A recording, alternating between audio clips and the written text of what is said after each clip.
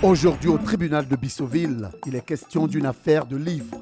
En effet, Hermine Zongo, écrivaine de 35 ans, rentrée de France pour cette affaire de plagiat, va pouvoir mettre un visage sur celle qu'elle accuse d'avoir copié-collé son roman, en l'occurrence la célèbre écrivaine zambolandaise de 40 ans, Liliane Mateki. Les deux auteurs vivant dans deux pays différents ont publié chacune un roman contenant les mêmes écrits, mot pour mot, parus dans deux maisons d'édition différentes. Le succès fulgurant de ces deux best-sellers en Zamboland et en Europe a finalement permis de comprendre qu'il y a forcément un plagiat. Hermine Zongo, accompagnée de son avocat, Maître Ndiaye, a décidé de traîner l'affaire au tribunal. Tenez-vous debout, madame la juge. Les deux femmes ne se sont jamais rencontrées ni même vues auparavant. Comment peut-on expliquer une telle similitude dans les écrits? Qui des deux écrivaines est réellement l'auteur du best-seller? À présent, place à l'audience. Asseyez-vous. Bonjour à tous. Aujourd'hui, nous avons une affaire qui oppose deux femmes intellectuelles. Donc, j'espère qu'il y aura moins de bagarres ici. On pourra régler cette histoire en bonne intelligence. Bien. C'est l'affaire Zongo contre Mateki, deux écrivaines réputées dans leur domaine. Malheureusement, l'affaire qui nous réunit est une accusation de plagiat. Donc, une plainte a été portée par votre cliente, Hermine Zongo, qui est auteure du célèbre roman à succès « Les Zestes d'un amour perdu ». C'est bien celui-là. Contre Liliane Mateki, la cliente de Maître Memel, qui est auteure du roman à succès mélancolique d'une idylle inachevée. Bien. Maître Ndiaye, puisque vous représentez Madame Hermine Zongo, pouvez-vous nous détailler les raisons de votre accusation? Madame la Présidente, nous sommes ici réunis ce matin parce que convoqués par une histoire de plagiat. Ma cliente, mademoiselle Hermine Zongo, après des efforts intellectuels, nous a produit une œuvre romanesque. Un roman donc, fruit de cet effort intellectuel, nous permet aujourd'hui de découvrir une artiste, une écrivaine avec une carrière prometteuse. Il se trouve que ce roman a été plagié par une dame, Madame Liliane Mateki, une écrivaine de renom. Et c'est d'ailleurs ce qui nous choque. Comment ça se fait qu'une dame comme elle puisse plonger dans du plagiat? Oui, comment? Tout simplement parce que, Madame la Présidente, à la différence des titres de ces deux romans, nous avons des œuvres identiques. Nous avons besoin de comprendre. Mais nous sommes surtout ici pour en réclamer les droits de propriété et également les dommages et intérêts pour cause de plagiat. Je vous remercie. Merci, Maître Ndiaye. Maître Memel, que dit votre cliente? Madame la Présidente, ma cliente ne se reconnaît pas dans les faits qui lui sont reprochés. Et je peux vous assurer qu'elle-même, elle a été fort étonnée de constater les similitudes qu'il y a entre ces deux ouvrages. D'accord. Je souhaiterais l'entendre. Bien entendu. Madame Mateki Liliane. Mademoiselle Zongo Hermine se plaint, elle vous accuse de l'avoir plagié, mais ça peut être aussi dans l'autre sens. Hein. Ça peut être elle qui aurait pu vous plagier. Voilà. Ah oui, mais dans ce cas aussi, il faudrait que vous ayez une explication. Comment est-ce que votre œuvre a pu tomber sous ses mains? Je vous avoue, moi-même, que je ne comprends pas cette histoire. Cette demoiselle assise là, je ne l'ai jamais rencontrée. Elle et moi n'avons jamais échangé. Voyez-vous, nous ne fréquentons même pas les mêmes milieux, Madame la Présidente.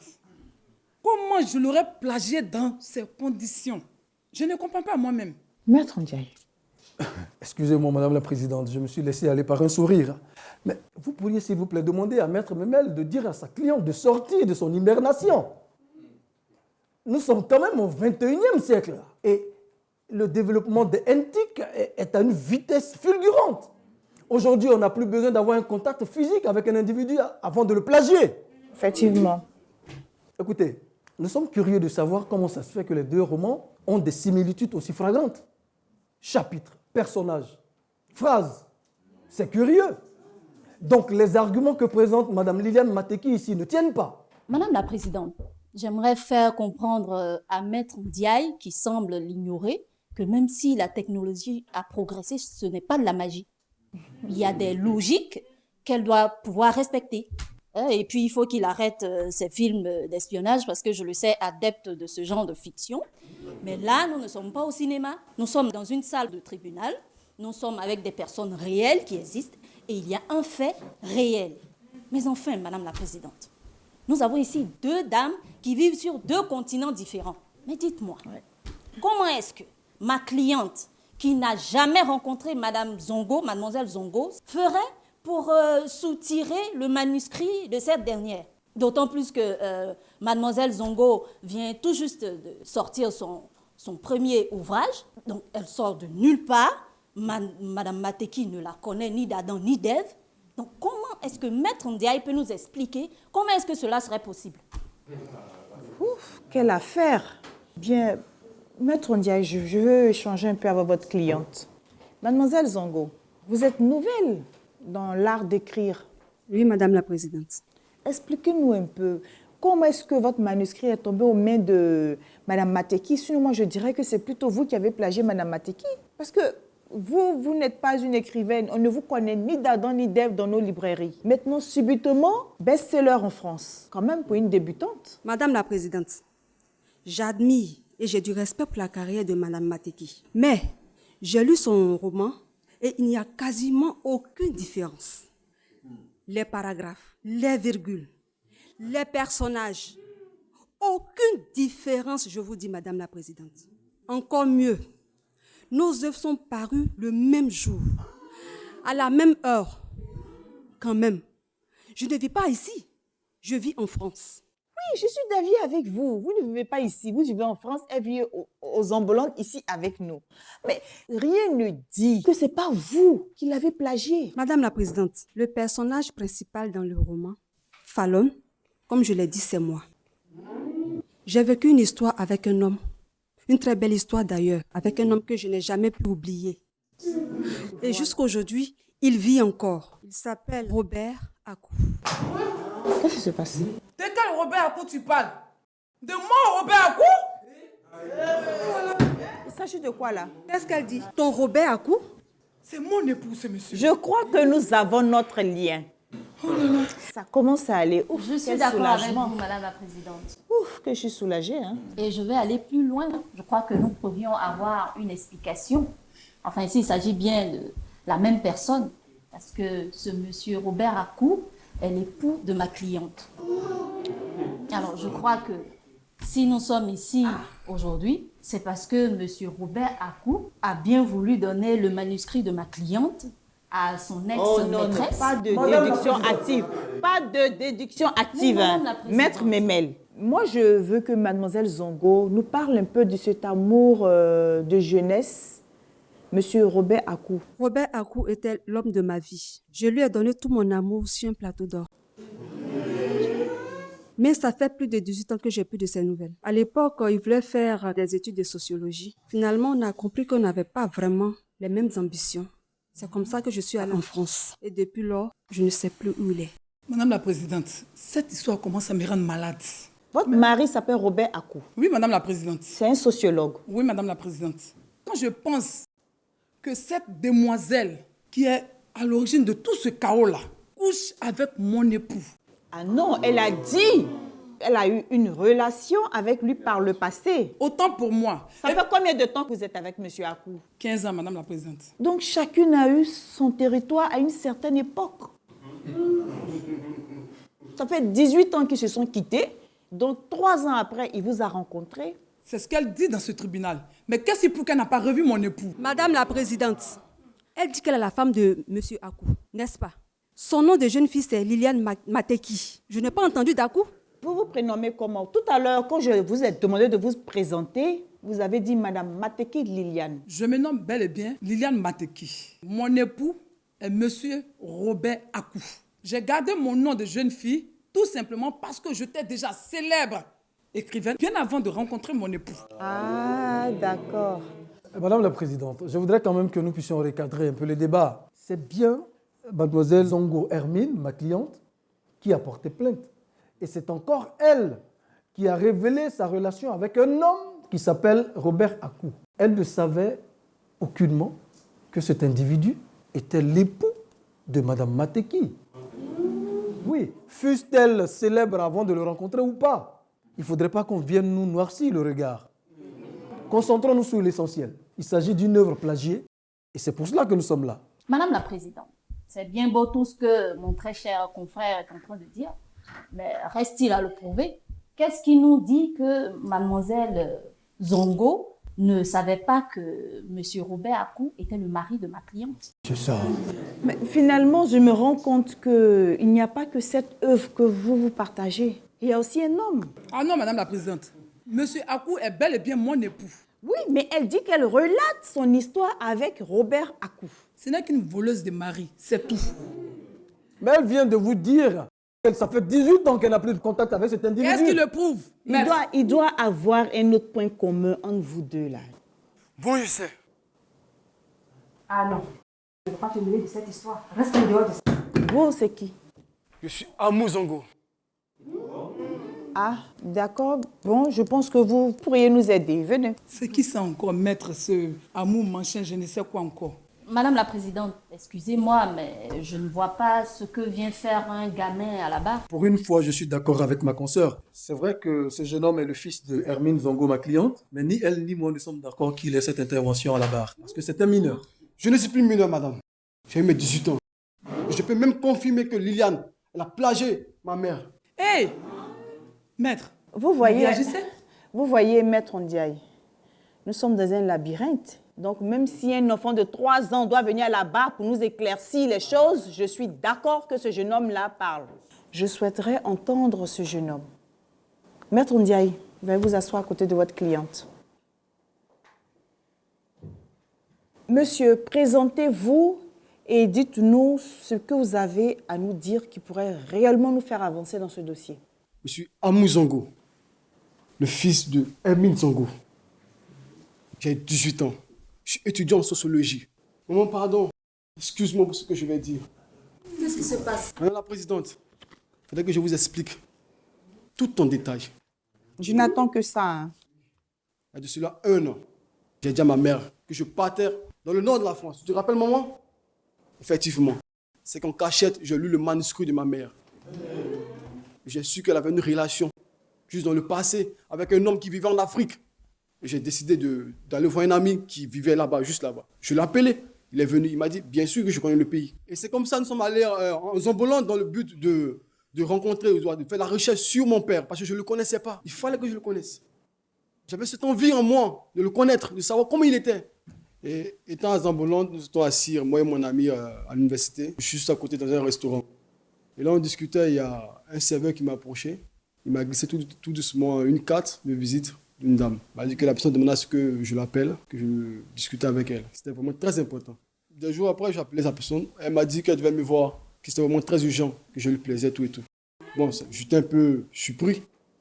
Bon, là, j'étais vraiment très heureux aussi parce que je me suis déplacé, connaître un peu l'endroit et tout et tout. Dès que je l'ai vu, on a juste discuté seulement. Elle m'a dit clairement que tu es beau, tu es bien, tu es une belle femme, toi, tu me plais. Et qui était cette personne? C'était bien et bien. C'était Liliane. Hé,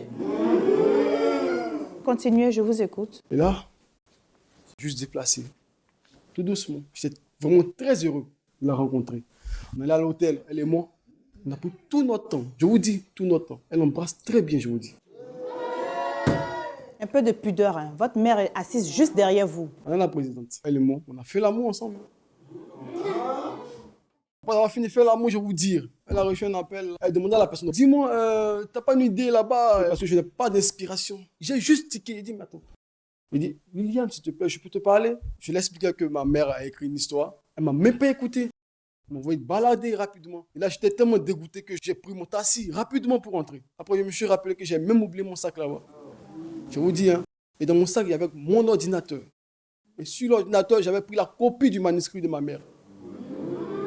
Vous comprenez? Et là, après, quand je suis rentré en France, je n'ai même pas eu le courage de le dire à ma mère. Maître Ndiaye, Madame la Présidente. c'était sa votre dernière carte. Monsieur Zongo, asseyez-vous. Madame la Présidente, je suis sincèrement navré pour ce grand déballage sur la vie privée de notre écrivaine de renom. C'est une grande dame et nous avons tous beaucoup de respect pour elle. Cela dit, je pense quand même qu'il y a quelque chose d'intéressant à retenir. C'est que nous avons la preuve désormais que c'est elle qui a bel et bien plagié l'œuvre de Hermine Zongo. Madame la Présidente, je veux bien reconnaître que l'histoire de Amour Zongo est très distrayante. La réaction du public même le prouve. N'empêche que tout ceci ne repose sur aucune preuve. Monsieur Amos Zongo, revenez. Oui, Madame la Présidente. J'espère que vous n'avez pas la même inspiration que votre mère pour relater des histoires. Non, Madame la Présidente. Ce n'est pas une histoire farfelue que vous êtes venu raconter à la barre. Je veux des preuves de ce que vous avez avancé. C'est une pure vérité, je vous le dis. Je veux les preuves. Madame, j'ai des preuves sur moi. J'ai même les messages, les appels. Remettez ça à l'officier.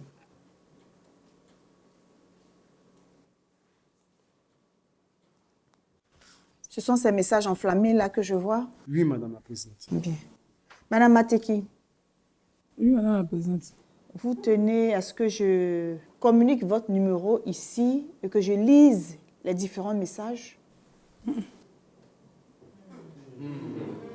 Je n'entends pas bien. Oui. Liliane. Madame Liliane Mateki, je pense qu'il faut passer à table. J'avoue qu'à Mouzongo et moi, nous avons eu une liaison. Et que, comme il vient de le dire, c'est après son départ que j'ai effectivement fouillé dans son sac qu'il a laissé dans ma chambre. Et j'ai vu l'ordinateur effectivement. Et j'ai été curieuse de voir ce qu'il comportait.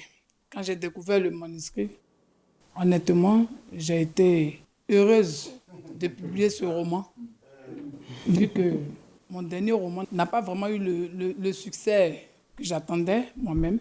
Et puis j'avais un peu baissé en inspiration. En même temps, je me disais que l'auteur réel de ce manuscrit, honnêtement, du fond de mon cœur, n'apparaîtrait jamais pour réclamer tout ça.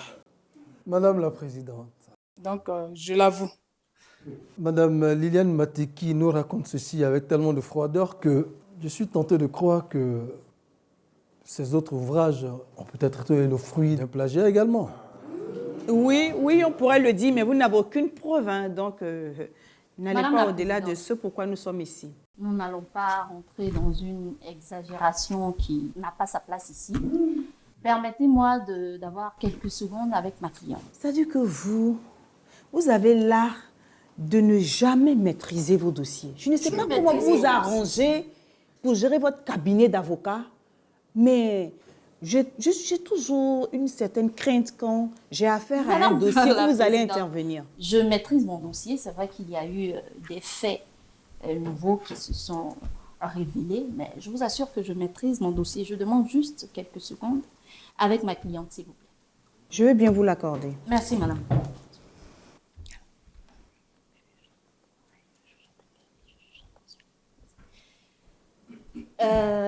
Après concertation, ma cliente me fait savoir qu'elle veut négocier. Ah bon? Elle souhaiterait humblement trouver un terrain d'entente avec la plaignante. Elle aurait dû y penser hein, quand Maître Ndiaye vous a saisi de l'affaire. Elle aurait dû y penser. Ce n'est pas maintenant qu'elle va chercher à négocier. N'est-ce pas, Maître Ndiaye? Là, les patates sont cuites. Hein? Je ne vous le fais pas dire, Madame la Présidente. Mais moi, je souhaiterais éclaircir un dernier point qui n'a peut-être pas un lien avec notre affaire, mais qui a quand même son importance. Venez, Mademoiselle Zongo. Je vois bien que votre fils porte le même nom que vous. Est-ce vraiment le fils de M. Robert Akou? Madame la Présidente, comme je vous l'avais dit, je suis allée en France et c'est là-bas que j'ai constaté que j'étais enceinte. Je demande pardon à mon fils. Effectivement, c'est le fils de Robert Akou. Petite menteuse. Moi, Robert Akou à moi, il n'a pas un enfant de cet âge. Madame la Présidente, je voudrais que nous allions régler ce problème au tribunal. Je vous l'accorde, Mademoiselle Zongo. Je suis vraiment désolée qu'une histoire de plagiat prenne cette tournure. Mais grâce à cette histoire, votre fils aura l'occasion de connaître son père, qui malheureusement n'a pas accompagné sa femme à ce procès. Pour les retrouvailles entre père et fils, c'est à vous de voir. Mais d'ores et déjà, ce qu'on peut dire, c'est qu'il connaît très bien sa belle-mère. Sous tous ses aspects. Madame Liliane Mateki, Oui, Madame la Présidente. depuis votre entrée dans ce tribunal, vous n'avez fait que clamer votre renommée. Mais vous imaginez, aller avec le fils de son époux. Vous allez me dire que vous ne saviez pas que c'était le fils à votre époux, mais moi, je vous dis que cet enfant a l'âge qu'aurait pu avoir vos enfants si vous en aviez eu. Qu'est-ce qui se passe dans votre vie pour que vous puissiez draguer des jeunes gens dans un restaurant? C'est le manque d'inspiration qui vous a poussé à faire ça? Vous n'avez pas d'inspiration, vous n'avez pas d'inspiration. Qui vous oblige à sortir des œuvres? Et vous n'avez fait aucun effort même pour changer, pour transformer l'histoire. Non, vous avez tout copié. Alors, Madame Mateki Liliane, Oui, Madame la je Présidente. vous déclare coupable des faits qui vous sont reprochés. Et j'exige le retrait immédiat du marché de votre œuvre, La mélancolie d'une idylle inachevée. Et à titre de dommages et intérêts, vous devez verser la somme de 18 millions de francs zambolander à Mademoiselle Zongo Hermine. La séance est levée. Ainsi se termine cette affaire. On ne peut peindre du blanc sur du blanc et du noir sur du noir. Chacun a besoin de l'autre pour se révéler. Tout est bien qui finit bien. Je suis heureuse que mon fils puisse retrouver enfin son père. Et je suis très heureuse du verdict de Madame la Présidente. Vraiment, dans la vie, il ne faut jamais baisser les bras, il faut toujours espérer. Ben, finalement, cette histoire me donne une très bonne idée pour mon prochain roman. Mais voilà. En ce qui concerne le verdict, pas de commentaires. Merci. Eh bien là, je suis content du verdict de Madame la Présidente et aussi de ma mère.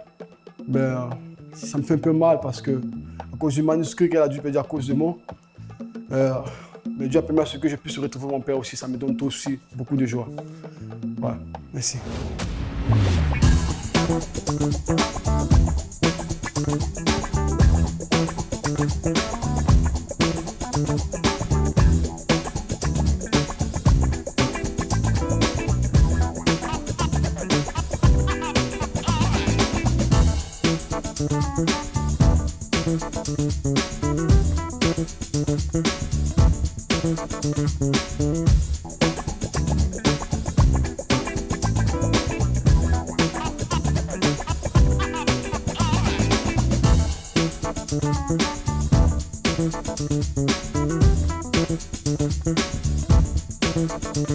Thank you.